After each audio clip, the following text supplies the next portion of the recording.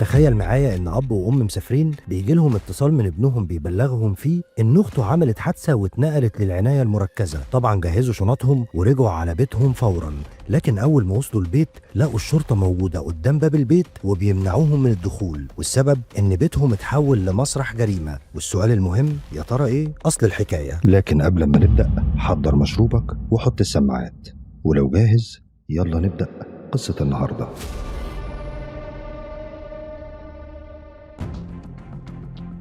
قضية النهاردة من العراق، وتحديدا في حي الخليج التابع لمحافظة البصرة. تبدأ القصة يوم الاثنين الموافق 4 أغسطس 2025 بنقل الدكتورة بان زياد لقسم الطوارئ في مستشفى الجمهورية في البصرة. الدكاترة اتصدموا أول ما شافوا حالتها، وكان من الواضح إن دي جريمة قتل بعد جرعة مكثفة من التعذيب. طبعا أهلها اتبلغوا بالكلام ده، وهنا بدأت القصة تاخد شكل غريب وصادم. بس في الأول وكالعادة خليك فاكر إن بسرد عليك الأحداث بأدق تفاصيلها عشان أعيشك كل لحظة فيها، وإن الغرض مش الإطالة. الصدمة كانت من رد فعل والد ووالدة الدكتورة بان لما قالوا إن بنتهم كانت بتنهي حياتها وهي اللي عملت كده في نفسها، وإنهم عايزين الموضوع يتقفل على كده. وده اللي خلى بعض الدكاترة يشكوا في الموضوع، عشان كده صوروا فيديوهات وصور لإصابات الدكتورة بان. وقتها السوشيال ميديا كلها بتتقلب والكل بيهتم بالقضية وحل مجموعة كبيرة من الألغاز ملهاش حل أو تفسير. بس بعدها بيتم تحويل الجثمان فورا للطب العدلي، والمعروف في مصر باسم الطب الشرعي، وده عشان يتم فحص الجثمان ومن خلاله نعرف كلنا سبب الوفاة الحقيقي. وكل الدكاترة زمايل الدكتورة بان وصفوا المنظر إنه مستحيل يكون انتحار.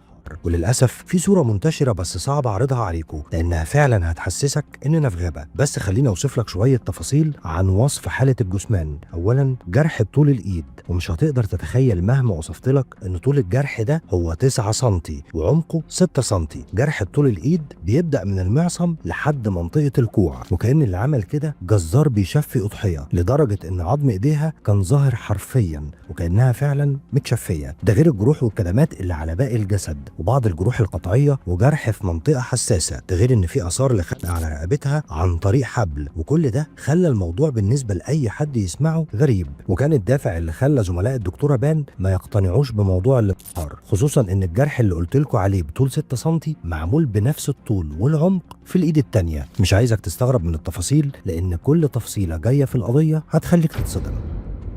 هل من المنطق ان حد ايده فيها جرح بالشكل ده واللي اكيد انها بتنتف هيكون عندها القدره انها بالايد المجروحه تقدر تمسك اداه حاده، وده عشان تعمل نفس الجرح بمنتهى الدقه في الايد التانيه؟ طيب هنفترض ان ده حصل بشكل ما رغم انه مستحيل انه يحصل. جت منين الكدمات اللي على جسمها ووشها والجرح اللي قلنا عليه في منطقه حساسه وكمان خنقت نفسها؟